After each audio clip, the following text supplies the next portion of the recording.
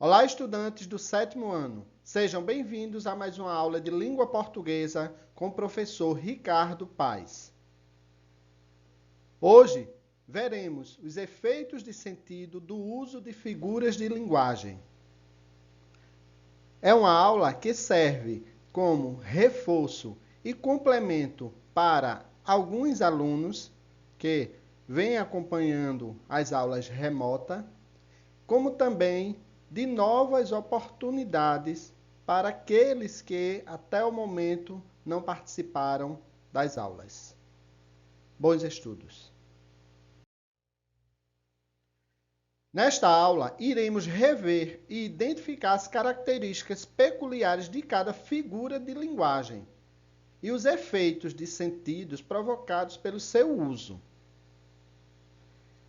com o objetivo de identificar e analisar os efeitos de sentido dessas figuras de linguagem, refletindo a partir de tirinhas, de textos diferentes, como as figuras de linguagem se organizam no texto e o efeito ou os efeitos que elas produzem. Assim, você terá a oportunidade também de inferir o significado de termos, expressões. Para aqueles que não assistiram à aula anterior, procurem ver o conteúdo, assistir, fazer a atividade, porque hoje nós teremos uma continuidade, ou nós daremos continuidade ao assunto. Ok? Você saberia dizer o que são figuras de linguagens? Bem, figuras de linguagem são recursos usados na fala ou na escrita para tornar mais expressiva a mensagem transmitida. E por que devemos estudá-las? Veja, é muito importante saber identificar as diversas figuras de linguagem, pois desta forma é possível interpretar melhor os diferentes tipos de textos. Por isso, a importância de você compreender o significado e o que cada figura de linguagem representa. Certo? Vamos falar um pouco sobre antítese. Antítese é a figura de linguagem pela qual se opõem, numa mesma frase, duas palavras ou dois pensamentos de sentido contrário. Podem ser consideradas como palavras antônimas. Veja os exemplos: luz, escuridão, céu, inferno, bem, mal, noite, dia, tristeza, alegria, vida, morte. Observe que, na antítese, as palavras se opõem. São palavras de natureza opostas. Paradoxo é pensamento, proposição ou agrupamento que contraria os princípios básicos e gerais que costumam orientar o pensamento humano, ou desafia a crença comum compartilhada pela maioria. Resumindo, paradoxo é a oposição de ideias entre si. As ideias se opõem. Veja os exemplos. Alguém pode defender o amor e a solidariedade e espancar os filhos, considerando essa atitude como correta na educação? Veja como as ideias elas se opõem. Segundo exemplo, estou vivendo na paz desta guerra. Os jardins morrem vivendo. Há muita verdade nessa mentira. Observaram como são informações contraditórias, né? Argumentos contraditórios. Daí, nós damos o nome de paradoxo. Eufemismo. Ocorre quando aceita-se e usa-se uma palavra ou expressão em lugar de outra, por diversos motivos e em diferentes situações. Na verdade, é a utilização de vocábulos mais leves e mais sutis para suavizar determinadas mensagens que precisam ser transmitidas. Veja os exemplos e observem, dentro de cada parênteses, o que elas representam. O homem ficou rico por meios ilícitos. Desta vez, você não se deu bem nas provas. A pobre mulher passou desta para melhor. Você faltou com a verdade.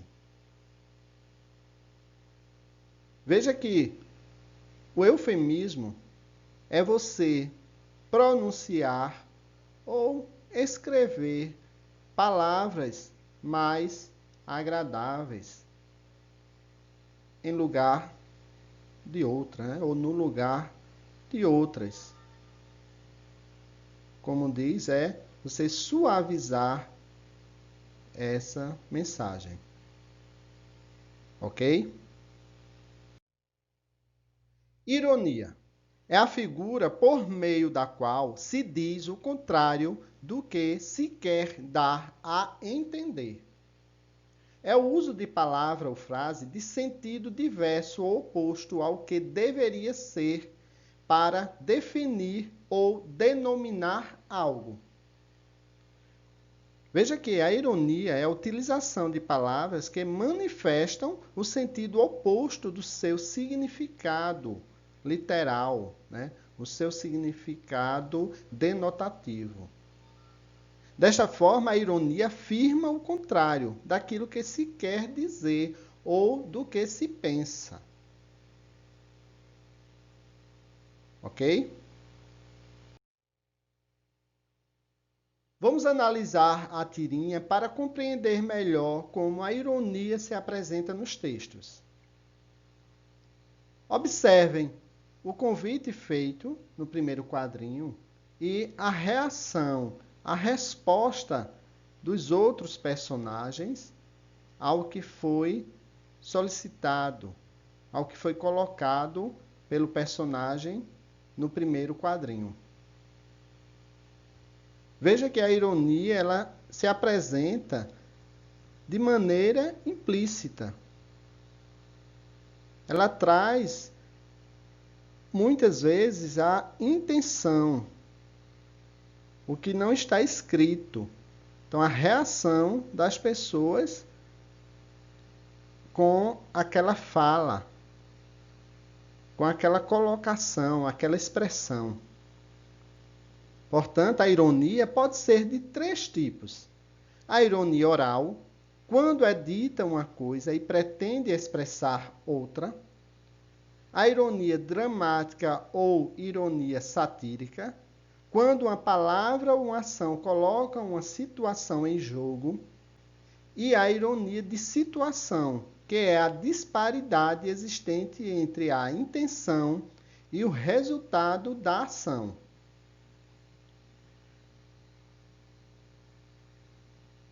É bom você ter muito cuidado ao usar ironia em um texto, em uma fala. Até porque a ironia ela pode expressar um sentido pejorativo, sentido de discriminação, um sentido preconceituoso. E como sabemos, isso é incabível, né? É inaceitável. Nós temos também o sarcasmo, que é uma ironia insultuosa, uma zombaria que busca ofender. Portanto, é aconselhável não usar, né, do sarcasmo.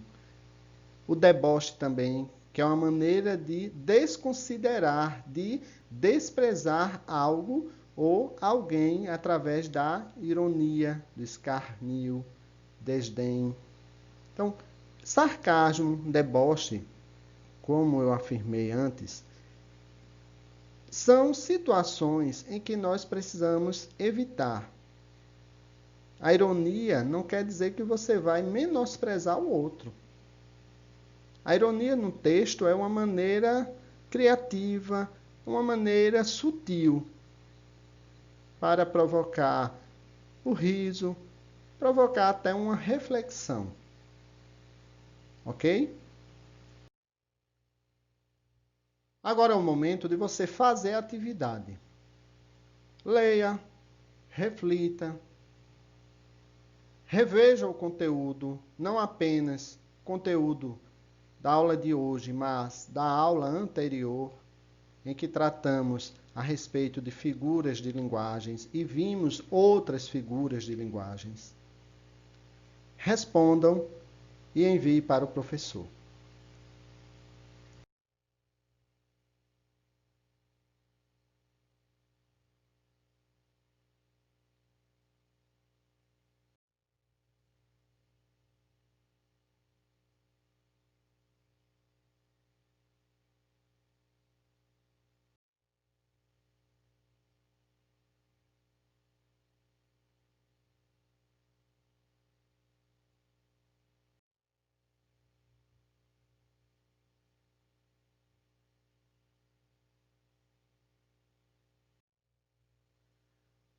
Chegamos ao final da nossa aula. Desejo a vocês uma ótima semana.